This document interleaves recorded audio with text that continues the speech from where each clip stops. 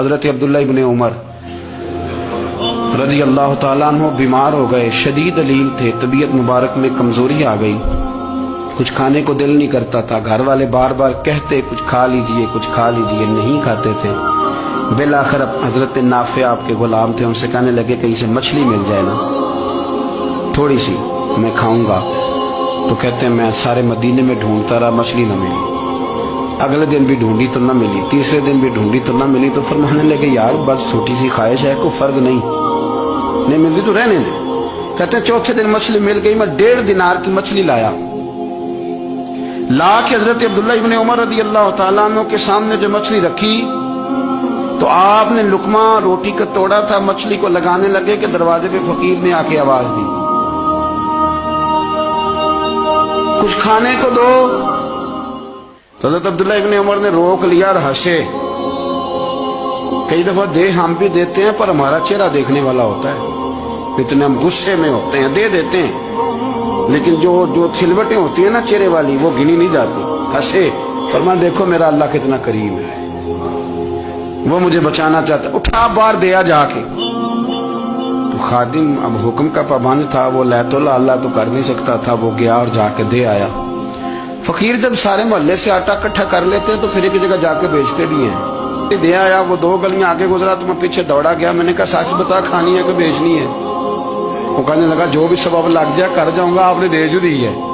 تو کہتے ہیں میں نے اسے کہا کہ یہ 1.5 دینار کی میں نے خریدی تھی، اگر تو 2 دینار کی مجھے بیچ دے تو آج کل مچھلی مدینے میں مل نہیں رہی، تو میں اپنے آقا کو دے دوں گا، وہ یہی کھائیں گے، بیمار ہیں۔ تو کہنے لگا جی بسم اللہ، مجھے کیا اعتراض ہے، 2 دینار مل رہے ہیں، 1.5 کی مچھلی، اور 1.5 کی بھی کسی نے نہیں خریدنی تھی، اب تو پک گئی۔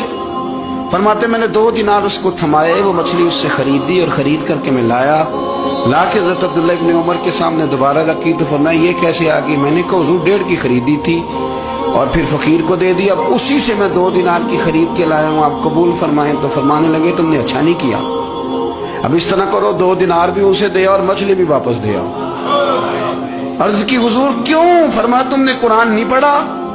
حضور پڑھا ہے۔ فرمایا رب فرماتا ہے لن تنالوا البر حتی تنفقوا مما تحبون، تم بھلائی کو اس وقت پہنچو گے جب اپنی پیاری چیز راہ خدا میں خرچ کرو گے۔ امام غزالی نے لکھا ہے، فرمانے لگے دیا، تو وہ حضرت نافع کہتے ہیں میں دینے گیا، دے کے واپس آیا تو کچھ پریشان تھا کیونکہ مجھے بھی 4 دن ہو گئے تھے نا تلاش کرتے، تھوڑی طبیعت میں مایوسی تھی کہ اتنی محنت سے میں نے لایا اور آپ نے واپس کر دی۔ تو حضرت عبداللہ ابن عمر نے مجھے قریب بٹھایا، پھر مجھے تھپکی دی، فرمانے لگے پتر میں نے ویسے بھی کبھی جھوٹ نہیں بولا اور آج کل تو میں ویسے ہی بیمار ہوں، ٹائم ہی نہیں، وقت ہی نہیں، موقع ہی نہیں جھوٹ بولنے کا۔ میں تجھے سچ بتاؤں، مجھے مچھلی کھا کے اتنا سکون نہیں ہونا تھا جتنی اللہ کے راستے میں خیرات کھا کے مجھے سکون ہوا۔ تو تجھے تو میری راحت سے غرض ہے نا کہ مجھے راحت کیسے ہوتی ہے، تو مجھے سکون ملا ہے راہ خدا میں دے، میں نفسانی خواہش پوری کر لیتا تو یہ میرا نفس کل پھر مجھ سے مچھلی مانگتا، پرسوں کہتا نہیں چھوٹے گوشت کی یخنی بھی چاہیے۔ ہم لوگ الجھ گئے ہیں، بہت بڑے قیدی ہیں اپنے آپ کے، بڑے قیدی، سارا دن اپنی خواہشات کی تکمیل میں بھاگے رہتے ہیں، بڑے بڑے سونے نوجوان۔ میں ان پہ تنقید نہیں کرتا، مجھے ان پہ ترس آتا ہے، جب میں رات کے اندھیروں میں انہیں ٹیلی فون لے کے چوکوں میں کھڑے دیکھتا ہوں تو مجھے رحم آتا ہے۔ میں کہتا ہوں دیکھو نفس کی خواہش کے پیچھے یہ کیا مثلاً آخر کیا ہے اس میں، ایک عورت کے پیچھے تباہ کر لیا اپنے آپ کو، یعنی زیادہ سے یہ کوئی مقصود ہے، یہ کوئی مقصد حیات ہے جس کو مقصد بنا لیا ہے؟ میرے عزیز بات کو سمجھ لیں، اتنا خوبصورت آدمی ہے اور اتنا اس کا اونچا قد کاٹ ہے، اور کیا کس کے پیچھے یہ بھاگا ہوا ہے؟ بڑا سمجھدار، دانشور، عقل مند آدمی، ذی روح بندہ، لیکن اس کا سٹیٹس آپ یہ ملاحظہ کریں کہ وہ 20-40 ہزار کی خاطر جھوٹ بولتا ہے، دھوکہ دیتا ہے، فریب اور فراڈ کرتا ہے۔ ہم اپنی نفسانی خواہشات کے پیچھے اس طرح بھاگتے ہیں کہ ہم اصل سے رہ جاتے ہیں۔ میری باتوں کی سمجھ آ رہی ہے آپ حضرات؟ تھوڑا تھوڑا کر کے، ایک ایک کر کے ان کی باتیں کم مانیں۔ وہ ضروری تو نہیں نا کہ